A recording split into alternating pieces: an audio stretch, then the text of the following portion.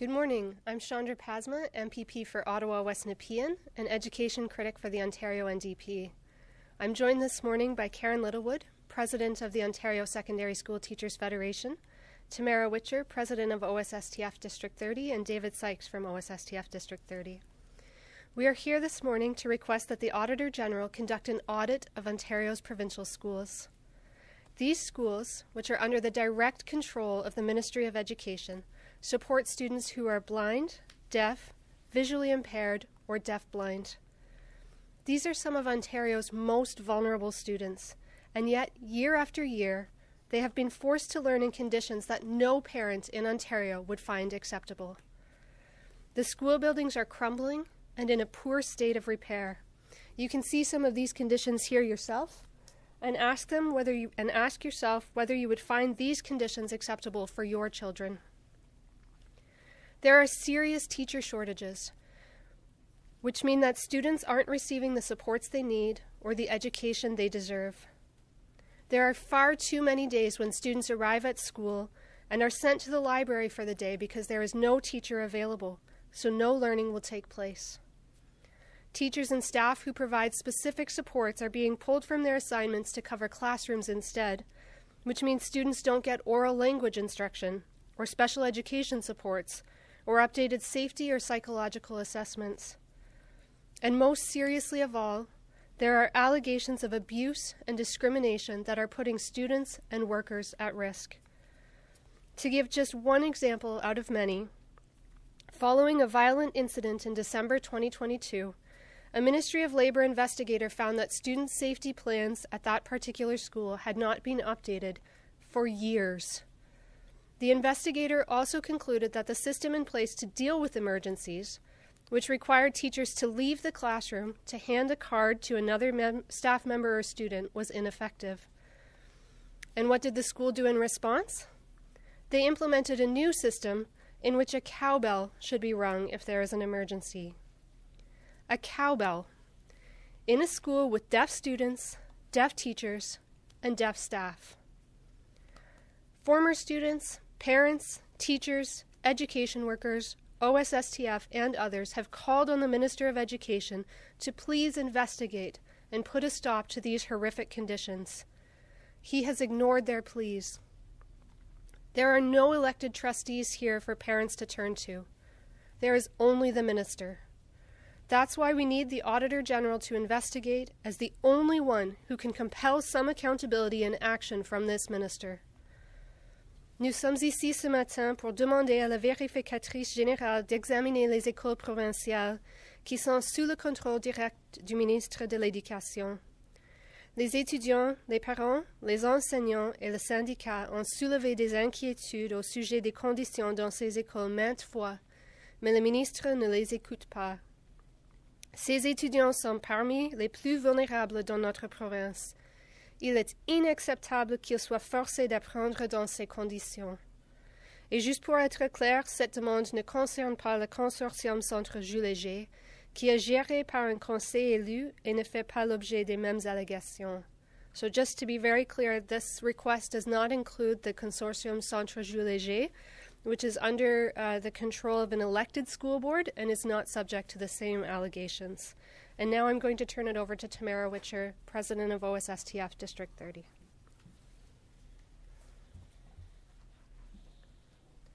Hello. We've tried and tried to meet with the Deputy Minister and have been denied. We have tried to confront the senior management team to discuss these issues, to no avail. We have tried calling in the Ministry of Labour and the Treasury Board Secretariat, and nothing has happened. This has left us no choice but to come here today and share this with you. At the Provincial Schools, we are the experts in deaf and blind education. We provide services, resources, and educations to students who are deaf, blind, and deafblind. Many of us as well are deaf and blind.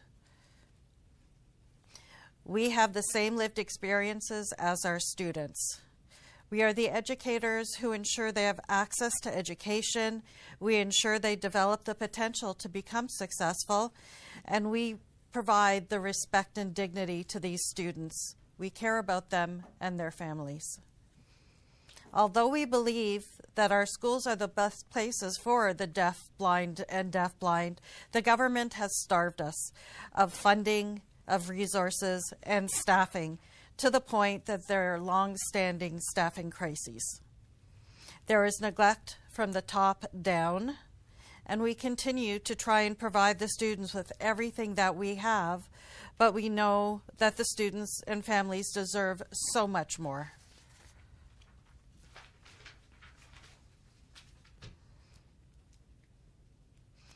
Because of the system at provincial schools, there is no governance and no accountability. The people who make decisions have been allowed to continue neglecting us, despite our letters and our rallies to share our concerns. We have not seen any investment in our schools for many years by the government. And we serve many of Ontario's most vulnerable students. If we're not serving them, where do they go? There are students who want to come to our school, but they are denied admission due to a lack of staffing. And they may have some other special needs known as multiple exceptionalities. This means that the students are forced to remain at their schools for years. They are suffering without the supports that we could provide and are robbed of the chance to become successful in their futures. We continue to give the best education and the best services that no one else can receive. The best education, the best services, and the best resources none other can compare to. But we can only serve those who are currently enrolled in our schools. Others who wish to come in are not allowed. If we had a full staff complement, the resources and supports, we could allow others to come in. And the government needs to take accountability for this and provide the governance. We will continue to educate students who are deaf, blind, and deafblind.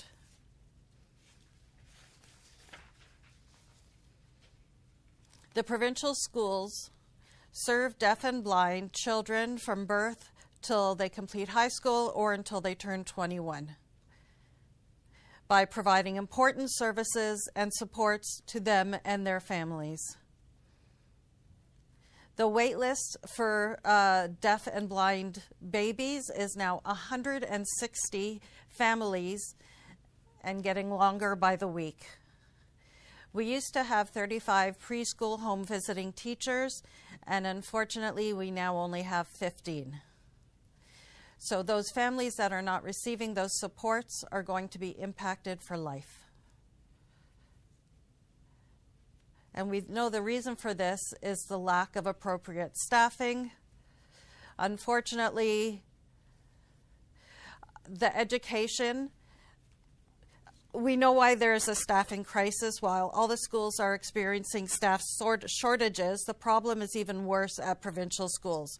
We are required to have additional degrees and qualifications, but there is only one program in Ontario that provides Teacher of the Deaf certification, and they do not support our school.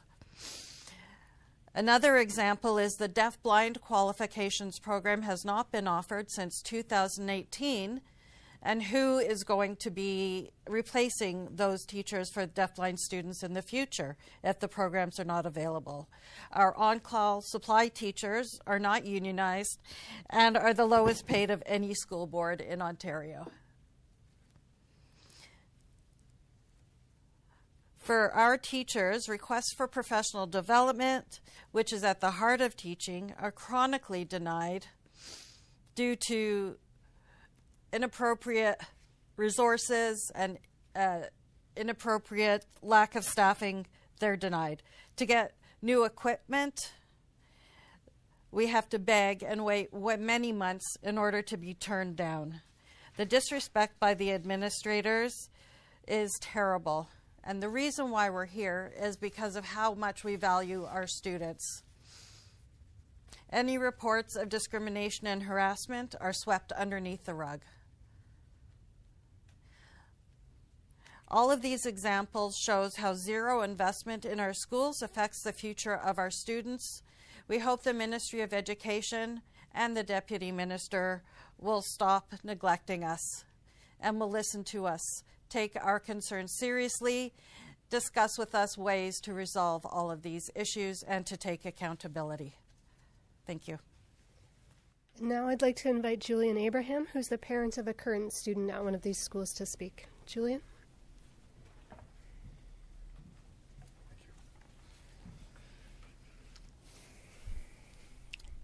Good morning. I am the father of a 14-year-old currently enrolled in one of our provincial schools. As much as I wished it not be true, my journey as a parent has been marked with frustrations, disappointment, and a profound sense of injustice. It's been really hard. Our struggle began when we noticed that he was falling behind in school. We sought assessments for our son, and despite our persistence, Liam was put in under a never-ending wait list. He was missing out on crucial intervention, and that could have helped him progress. Each delay felt like a gut punch. Watching Liam struggle in school and emotionally without the support he deserved. At one point, our son was 6 years behind, and there was no serious attempt to identify a cause. He was just allowed year after year to fall further behind, and we fought tirelessly to get him the help he needed. In my experience, the challenges, though, extend far beyond just getting our son assessed. We've seen firsthand the strain of on the school system with chronic staff shortages. It's not uncommon for our kids to go to class and realize that they won't have a teacher that day or even that week.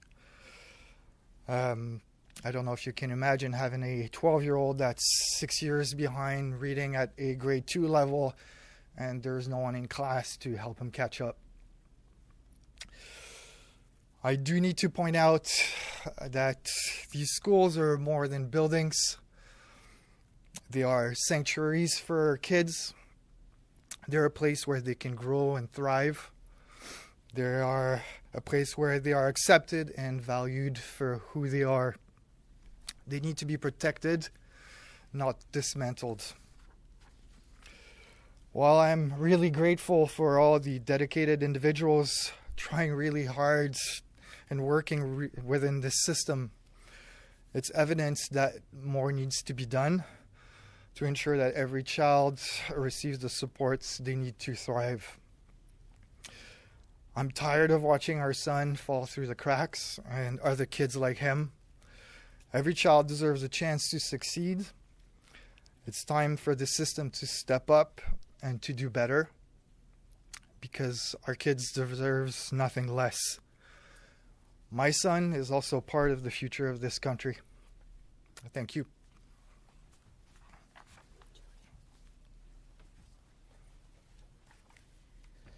Good morning. I want to thank Julian for sharing that very personal story to begin. But I also want to thank Tamara for sharing what she has and what's happening on the front line. And I really hope that people are listening to what's happening in these schools. My name is Karen Littlewood. I'm the president of the Ontario Secondary School Teachers Federation, representing over 60,000 hardworking frontline education workers, teachers, and occasional teachers, including the staff at Ontario's Provincial Schools, which offer specialized programming for students who are deaf, hard of hearing, blind, low vision, deaf-blind, and students who have learning disabilities. What we have heard today is just astounding and profoundly disappointing. These schools provide specialized programming unlike anything else offered in the province, and their students deserve a fully funded, high-quality education, as do all of the students in Ontario. It's clear that Premier Ford and Minister Lecce are failing these students and are perfectly fine with denying students their right to quality, enriching educational experience. Many people may not know just how incredible these schools and students are, and now their education is at risk because of the Ford government's staffing and funding cuts. But it doesn't have to be this way. How have we gotten here? Why are Premier Ford and Minister Lecce refusing to deal with these most serious and egregious issues? Parents, teachers, and support staff have begged, lobbied, and advocated for years now that the Ford government do something to help these students and fix their school buildings which have fallen into disrepair. There are no school boards or trustees to manage these schools. They fall directly under the Ministry of Education.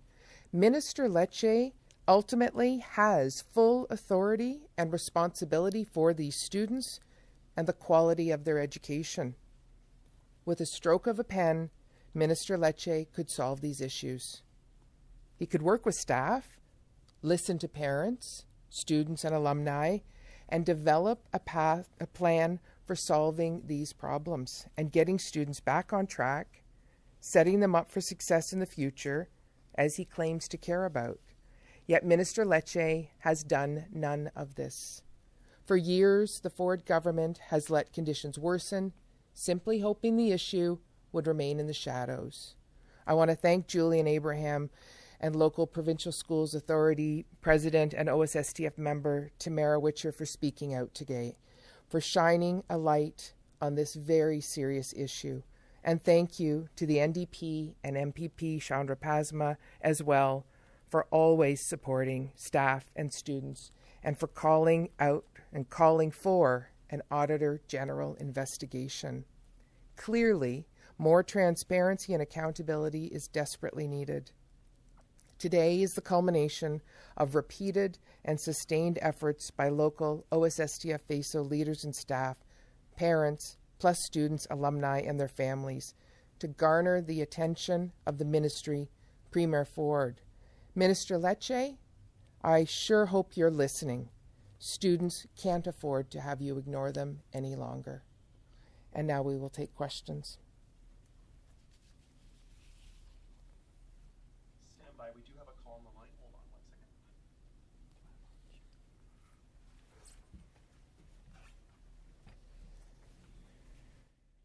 Okay, going to calls now.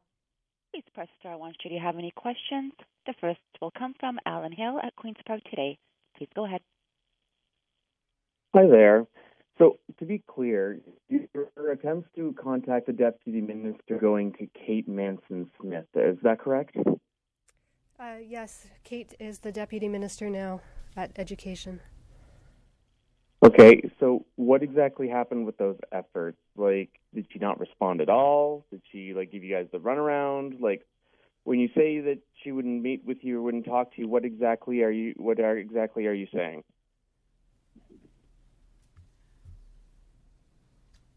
Thank you for your question.